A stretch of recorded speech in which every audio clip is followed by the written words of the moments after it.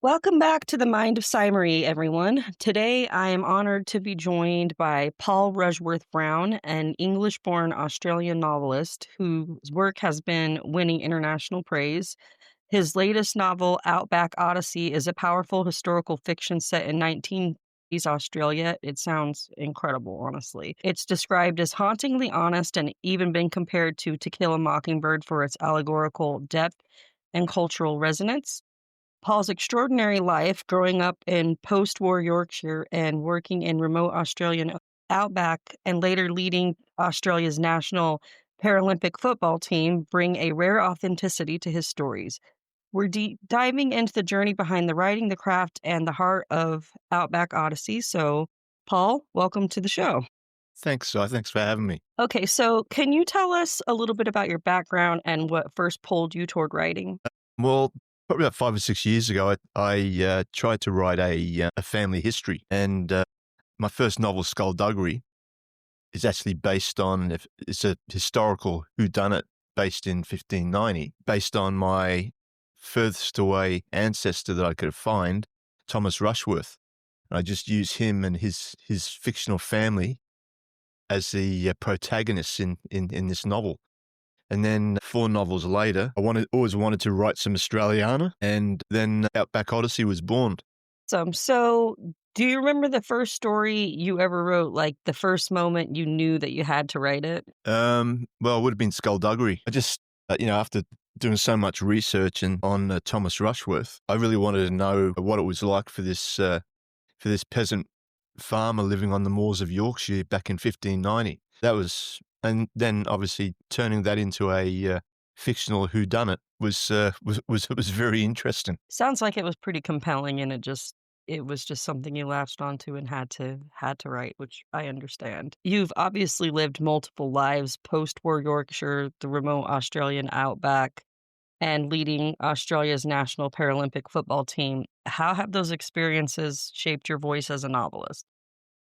I think just experience.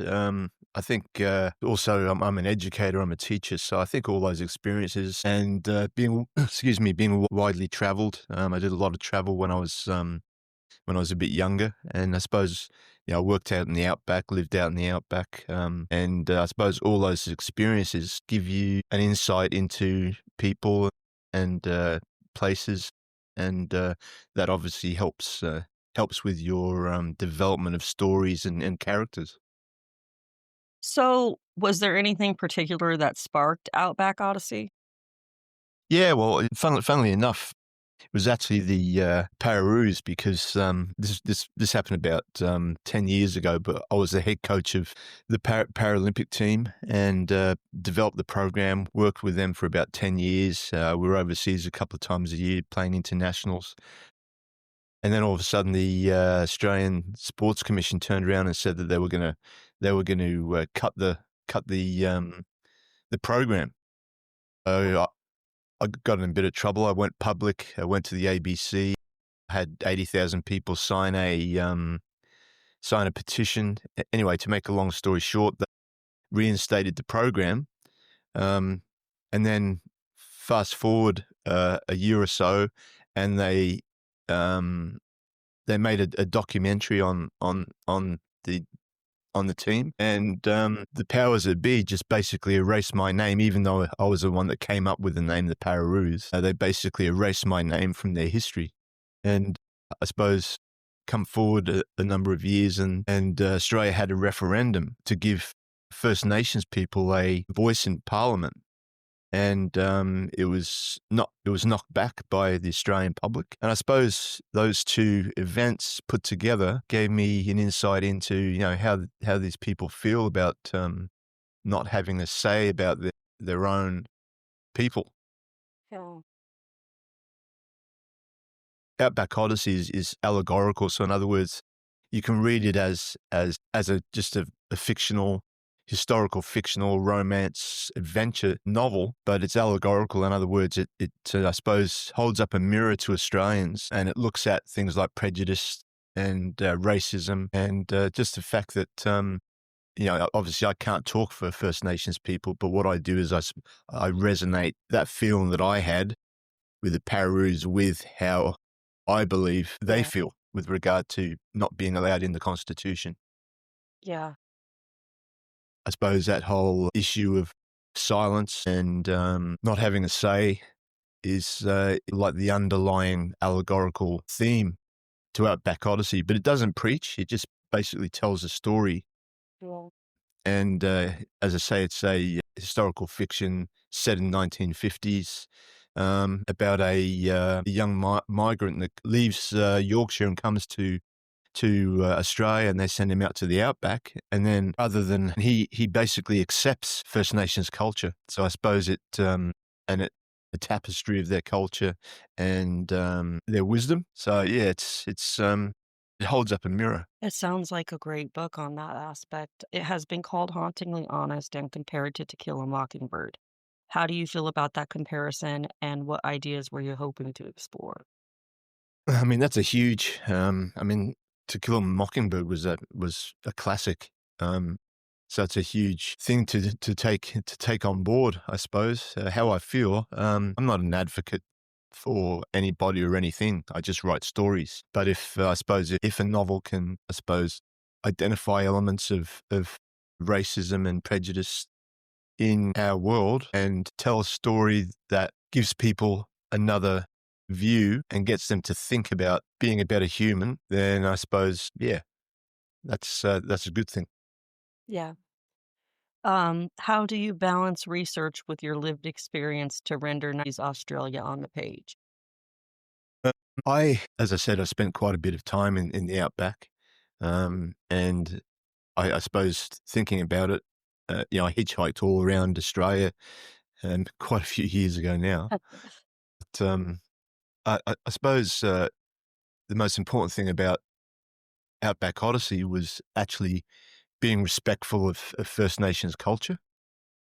And so the research that I did in that way, I looked at, anthropological texts and that. But once again, getting back to the fact that, I'm just a storyteller. And I suppose, the way I write, it's like, a movie taking place in front of my eyes. And all I do is I just transfer it from that movie onto a computer and it becomes a novel.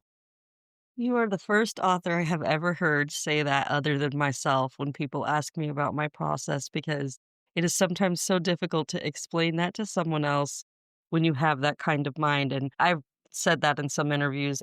The best way I can explain it to you is it's like it's a movie in my head and I'm just the vessel writing what I see. Yeah. So it's nice to know I'm not the only one. Yeah. And if you can do that, it makes writing very, very, uh, very easy. And also it allows you to write without planning, and you can change things. You can create subplots and that without even having to sit down and come up with some sort of plan. Yeah, I have had a lot of people explain that to me too. Like, do you just do it by the seat of your pants or do you plot? And I kind of hybridized my methodology. I learned how to do the plotting and the outlining, but I started out just by the seat of my pants because of that skill set. But back to the book, what was the most challenging part of writing this novel, and what part brought you the most joy? Probably the ending. I wrote the ending probably about 3 times because the first 2 times I wrote it, it was typical, for lack of a better word, and I didn't want it to be typical because there is the other subplot, I suppose, to the novel is that there's a treasure hunt, and the land is a very important part of First Nations culture. The land is almost, they have a very, very strong connection with the land. And the land is actually a character in the novel, which is, I suppose, to people listening is probably an interesting concept. But yeah, yeah, I can't remember what your original question was. Well, it was asking what was the most challenging part and what was the part that brought you the most joy. Yeah, yeah, yeah, yeah. So definitely the ending. And yeah, you'd never pick it. So do you have a favorite character in the Outback Odyssey, and what makes them stand out to you? Yeah, to be honest with you, my father was a 10-pound pom who came over to Australia in the 1950s. So 10-pound pom was an Australian scheme to get Brits to come over to Australia to keep it British. And so they offered Scottish, Irish, English people, especially young men, basically they pay for their trip over on the boat over to Australia, find them a house, find them a job. And my father, Jimmy Brown, was actually sent out to the outback, and he worked out there back in the 50s. Yeah, loosely based on him, but not the whole story, just sort of like the beginning. Yeah, well, write what you know, they say, so and there's a little bit of each of us in our stories in some way, so that's pretty cool. So, what themes do you hope that readers sit with, as in with identity, resilience, and cultural truth from this book? Look, I was interviewed by Beth Hildenbrand a few weeks ago now on Booked Up with Beth, and she read the novel and really enjoyed it. Said the story was great, characters great, but the one thing she really, really enjoyed about it was the fact that she learnt so much about Australia, because I am a bit of a descriptive writer. I like people to be standing, by a billabong in the outback underneath red gum trees and that type of thing. So it's I like people to feel as if they're actually there in the outback with Jimmy and with Amanda, which is his romantic, Interest. yeah, interest. Yeah, I mean it's only 5:30 here, so It's okay. my brain's a little bit foggy. It's alright, no But worries. most importantly, yeah, just for people to read it, enjoy the story, enjoy the adventure and the mystery and the First Nations culture, but also get them to find out more about Australia, and also, I suppose, to hold a mirror up to themselves, I suppose, get them to look at some of the more important and serious aspects of what people deal with in their day-to-day lives. Yeah. So, you want to immerse them in the world so that they feel like they're a part of it and walking the character's steps, and also leave them with, a mirror to introspect on. Yeah. Those are good things, and it sounds like a book that will certainly do that. So, what does your day-to-day writing process look like? Are there any rituals, tools, or drafting and revision processes you wanna share? No processes at all. I just sit in front of the computer, and it just, as I say, it's just like a movie taking place, and I transfer it from the movie to the page. So, how has your craft evolved from your earliest work to now? As you would know, after the fourth book, you learn so much about writing, about developing character arcs, about probably one of the best things that I've learned is how to use memory, a person's memory and their feelings and thoughts to build that character arc. As Jimmy sort of like thinks back, I mean, one of the main aspects of the novel is that he spent quite a lot of his younger life in an orphanage in Yorkshire. And when he leaves Yorkshire and comes to Australia, he sort of like doesn't have that sense of belonging. So I suppose one of the hidden aspects of the novel is that is his sort of like battle with that sort of like loss of his parents and moving to a new country and trying to feel as if he belongs somewhere, which is a pretty powerful part of the novel. Yeah. So, what are you working on next, and what can your readers look forward to seeing from you? I mean, Outback Odyssey was probably my best work, and I think I've actually left it open to do a sequel.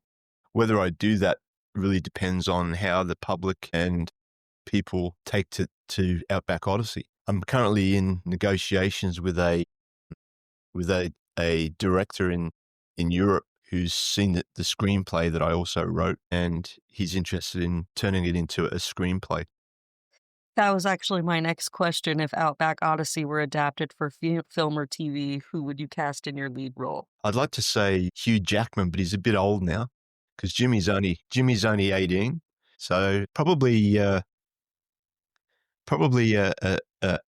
unknown. I mean, he'd have to be 18, and I know of somebody that's actually in just finishing NIDA. Whether he would have the experience to play the part, I don't know. But yeah, probably somebody that's not known very well. And it's interesting. Some colleagues of the other day, they were throwing names at me of because they've read the novel, and they were throwing Australian actors' names at me for people they believe that could play the parts of Jimmy and Amanda and Durari. Well, that's always fun doing kind of, that brainstorming to see what could be and what people see and visualize for your characters. Yeah, What advice would you give aspiring authors about turning personal history into compelling fiction?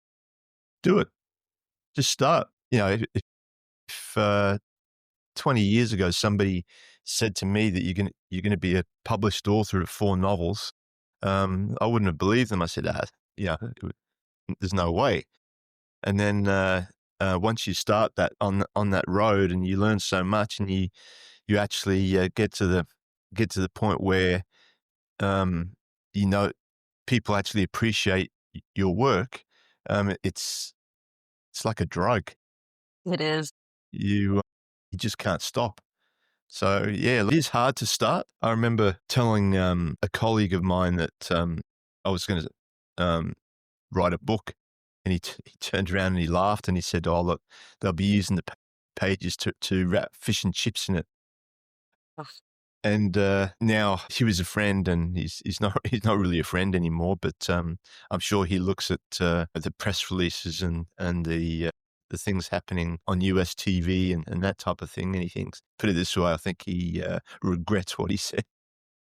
Well, that's what happens whenever you have the motivation and you finally realize that you have hundreds of stories with you waiting to be told. So I'm very impressed with what you shared with us today, Paul, and this sounds like an amazing story. Is there anything else you want to share with us quickly? No, I just hope people enjoy the story. As I say, you can read it just as a historical romance fiction novel. I know some people like to dig a bit deeper, and I suppose with this novel, I try to, I suppose, see that part of the story is fun. I suppose it's like a investigation. Let's put it that way. And as I say, it doesn't preach. It just tells a story, and I hope people enjoy it. Well, it sounds like a wonderful story, and I hope to see it make the screen because I will be picking it up to read for sure. I haven't read it yet, but um, you've definitely captivated my attention, so I have to see it and would love to see the film or TV because it sounds like it's exactly the kind of story that I would enjoy. That said, Paul, thank you for joining me today on the Mind of Simery and for sharing the heart and history behind Outback Odyssey. To everyone listening, you can find Paul's work wherever you get your books, and don't miss this one because it sounds like it's our next Australia. To everyone listening, like I said, go ahead and find his book. And until next time, keep creating, keep dreaming, and remember the mind is the most powerful story we'll ever tell. Thanks, Si. Thank you. Bye bye.